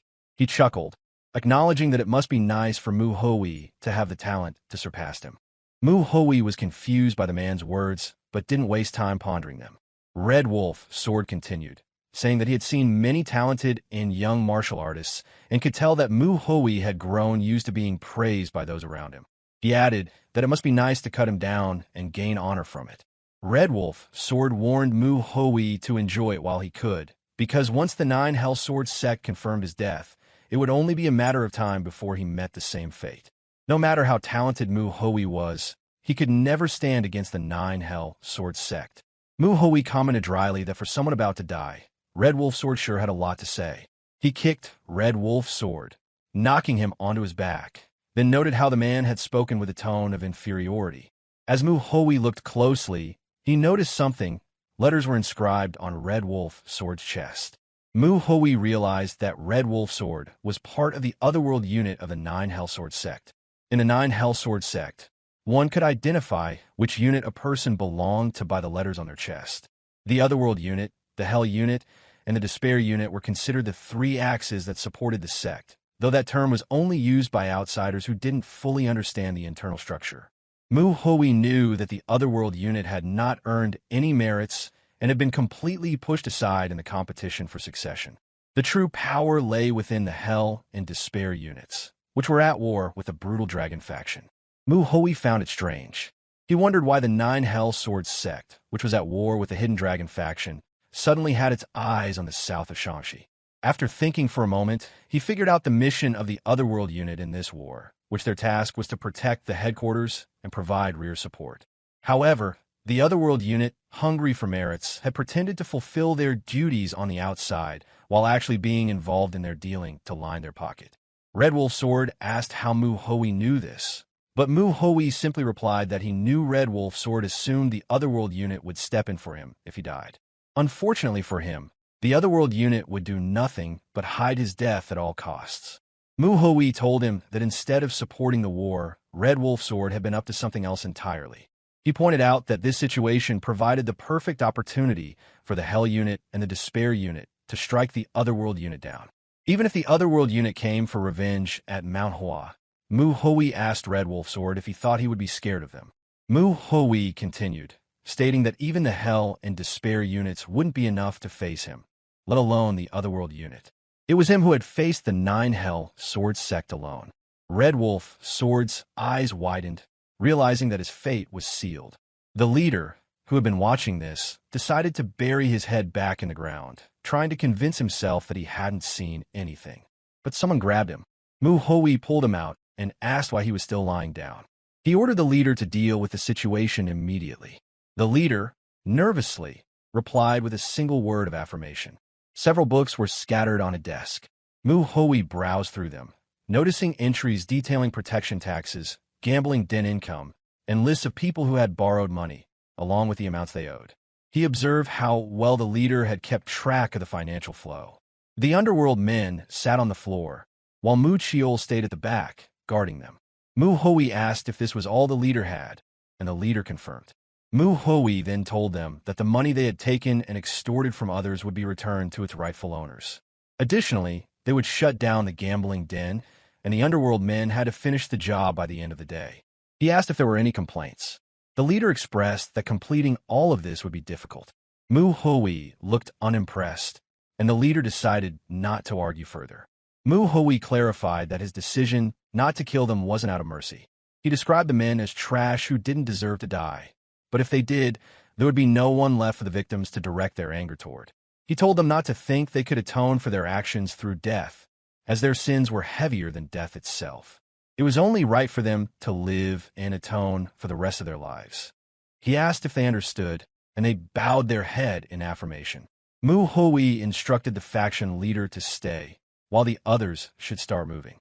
They needed to act swiftly to complete everything by the end of the day. He told Mu Jin, Mu Chiol, and Mu Hua to ensure the underworld men were tearing things down and returning the money. Mu Hua then inquired about what Mu Hui planned to do. Mu Hui simply replied that he had something else to take care of. Mu Hua asked if Mu Hui was going to go drinking again like last time. Mu Hui, with a slight grin, responded with a question of his own, if it looked like he was the kind of person who could drink any time. Mu Hui reminded her to keep an eye on the underworlds, to which Mu Hua assured him that they would be fine. Mu Hui noted that Mu Hua was quicker to catch on than he had expected, but this time, he wasn't going to ask for alcohol. The leader, still shaken, asked why Mu Hui wanted him to stay. Mu Hui told him not to try to hide anything, as he could clearly smell what was going on. He ordered the leader to take him to where the tuber fleece flower was located. Mu Hui, recalling that in his past life, remembered the time he had searched for rare opportunities to grow stronger. He didn't have a sect to support him, so to obtain elixirs, he needed a vast amount of money. Lacking the funds, he searched for rare ingredients on his own. Of course, these were hard to find for a reason, and they couldn't be acquired by simply looking. One day, while resting after training, he had stumbled upon the tuber fleece flower, which had taken 7 years wandering to find. The smell was bitter, with a dull, earthy scent, the one he could never forget. The leader led Mu Hui down a passage, and as they descended the stairs, the scent of the tuber fleece flower grew stronger, signaling that they were close. The leader explained that it was a 200-year-old tuber fleece flower they had obtained by accident and had been storing ever since. He admitted that he had forgotten about it due to the chaos, but didn't expect Mu Hui to recognize it by its scent. The leader praised Mu Hui for his sharp senses and added that the Red Wolf sword had originally planned to take it, but now it had found a master more suited to it. Mu Hui praised the leader for his good work and instructed him to go back to his tasks. He locked the door behind him, the tuber fleece flower now within his reach. Most organizations or forces capable of martial arts have a space where they can practice energy circulation. The iron doors and thick stone walls were solid, leaving Mu Hui with no reason to worry.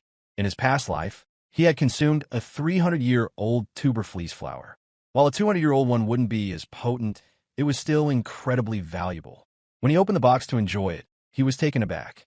He exclaimed in surprise, noticing that this 200-year-old tuber fleece flower was far larger than the 300-year-old one he had eaten in his past life. He speculated that the tuber fleece flower must be at least 400 years old. The one he had found in his previous life had been exceptionally difficult to obtain, so he hadn't expected to find such a rare one so easily. As Mu Hui swallowed it, he felt something was off about ingesting it by himself. He decided that the next time he found something good, he would share it with others. Some time passed. The leader sensed something, an unsettling tremor occurred, almost like an earthquake. He looked around, then peered out the window. Dust covered the area, and eventually a man stepped out. It was Mu Hui, looking refreshed. The leader rushed to him and reported the strange noise, but Mu Hui dismissed it as unimportant. He then asked the leader if he really had time to stroll around. He questioned whether the leader had thoroughly checked the ledger, to which the leader responded that he had been doing so until he had to come down. Mu Hui told him he would check it later to ensure the money had been returned, urging him to do it properly. The leader wished him a safe trip, but once Mu Hui left, he muttered under his breath, calling him a bastard and complaining about his rude manner. Putting that aside, the leader found himself curious about the noise, especially considering the condition of the building. However, he didn't pay it much mind since the building was bound to be destroyed regardless. He couldn't help but wonder what effect the tuber fleece flower had on Mount Hua to cause such a disturbance. The building was in disarray, with parts scattered everywhere. The underworld men looked exhausted. Mu Chiol approached the leader and reminded him that the sun was about to rise. He asked if the leader really had time to rest. The leader stood up, replying that he didn't. Manhwa also instructed the rest of the men to hurry and tear the buildings down since daylight was fast approaching. Meanwhile, a box filled with silver was opened. The recipient could hardly believe it, and the underworld men bowed down, explaining that it was the money they had unfairly extorted from him, so it was only right for him to take it. He apologized profusely. Someone had been spying on them. It was Jingi, who hadn't expected Mu Hoi to defeat the Red Wolf Sword and handle the brutal blood faction so swiftly. It had only been 2 days since he provided Mu Hoi with information, and now, witnessing the aftermath, he realized Mu Hoi was no ordinary person. To Jingi, it seemed like Mount Hua was hiding a dragon. Mu Hoi appeared behind him and casually uttered a greeting. He explained that he came to have a drink because he was feeling a little peckish but realized it wouldn't be fun to drink alone. He added that the alcohol and refreshments were ready and asked Jingi what he thought. Jingi was puzzled, noting that it was still too early in the morning. He commented that the young master seemed to know how to drink, but he agreed to join him. Once they were seated at the table, Mu Hoi asked Jingi what he was curious about. Mu Hoi knew that Jingi already knew about the events, but still, he shared that the Red Wolf Sword was dead and the brutal blood faction was being dealt with. Mu Hoi had already returned the funds to their rightful owners, but the problem remained with the Underworlders. They had become Underworlders out of necessity, with no other way to survive or make a living. Mu Hoi expressed his desire to rehabilitate them, to use them for the reconstruction of Pasung. He then asked Jingi if he knew anyone who could take them under their wing and provide them with work. Though they were possessed martial arts, Mu Hoi reassured Jingi not to worry. He was thinking of severing their dantian while he was there for 3 days. Jingi replied that severing dantian was not so easily done. He was surprised once again by Mu Hoi's words, but assured him that he knew a few merchants. He also reassured Mu Hoi not to worry about the Underworlders, promising to check on them from time to time to ensure they were learning trades and not causing problems. Mu Hoi thanked him, and Jingi replied that it was they who should be thanking him for the opportunity to help. Jingi then changed the subject, asking how long Mu Hoi planned to stay in Pasung. Mu Hoi replied that he still had 2 outer Sect divisions to visit. He needed to see them within a fixed time frame, so he would be in Pasung for 3 days. He then brought up that he had heard there were some strongholds near Pasung and inquired if Mu Hoi planned to deal with them as well. Under the night sky, the streets were bustling with activity as Mu Hoi set a drink down on the table, praising the 3 disciples for their excellent work. Mujin, curious, asked what the bottle was for, to which the 3 disciples looked surprised. Mu Hoi explained that the bamboo leaf liquor had been prepared as a way to celebrate their successful completion of their first real mission. Mujin, however, replied that they did not drink. Mu Hoi nodded in understanding, recalling that in their sect, alcohol was not consumed casually. It was only for special occasions, like the end of the year or to mark significant achievements. He then added that new prospects to the Jianghu die the most during their first real mission. He was certain that the 3 disciples had felt the weight of that truth. He continued, noting that while the martial arts of the underworld were weak, their intentions were clear. The men had charged with the intent to kill, and the 3 disciples had not been prepared to harm them. Mu Hoi stressed that this was the reality of the world outside. Despite their superior martial skills compared to the underworld, the difference between life and death wasn't always determined by one's abilities alone. Mu Hoi pointed out that many newcomers to the Jianghu overlooked this fact and paid a terrible price for it. Yet, these 3 disciples had made it through unscathed. This alone was worth celebrating, and with that, Mu Hoi insisted they drink. Still unsure, Mujin asked if it was also Mu Hoi's first mission. Mu Hoi chuckled, admitting that it indeed was. The 4 disciples raised their cups, congratulating themselves for having completed their first mission safely. The bamboo leaf liquor was surprisingly smooth, and Mujin remarked that it didn't taste bitter, which Manhwa readily agreed with. She added that if all liquor tasted as good, she could easily drink herself silly every day. However, Mujin warned her not to overdo it. Meanwhile, Mu Chiol remained silent, deep in thought. His mind drifted back to the fight with the Red Wolf sword. The technique Mu Hui had used didn't resemble the Mount Hua swordsmanship he was familiar with. He couldn't shake the curiosity about what it truly was. Unable to hold back, Mu Chiol finally expressed his thoughts to Mu Hui, asking about the sword technique he had witnessed. He explained that while Mu Hui's technique had initially seemed like Mount Hua swordsmanship, the moment he deflected the Red Wolf sword strike, the style had transformed into something entirely unfamiliar. The power was concentrated, and the sword's curves lacked their usual fluidity. Mu Chiol wished to understand more about this unique form of sword manipulation. Mu Hui was amused, considered how they had been focused on dealing with the underworld, but hadn't realized he was also being observed. He noted that the technique he used did indeed contain the principle of weight. This was part of the Donko sword technique he had created in his past life. He had incorporated the concept of weight into the basic movements of the six-fold combo sword technique. He was surprised that Mu Chiol had noticed it. Mu Hui acknowledged that Mu Chiol had also recognized the differences in the technique, but had not been able to pinpoint its origin. He had planned to explain it eventually, but now was not the right time. He told the group that before they could discuss it further, there was something else they needed to address. He asked if they had finished their drinks, encouraging them to do so, as they would not have time to drink for the next 3 days.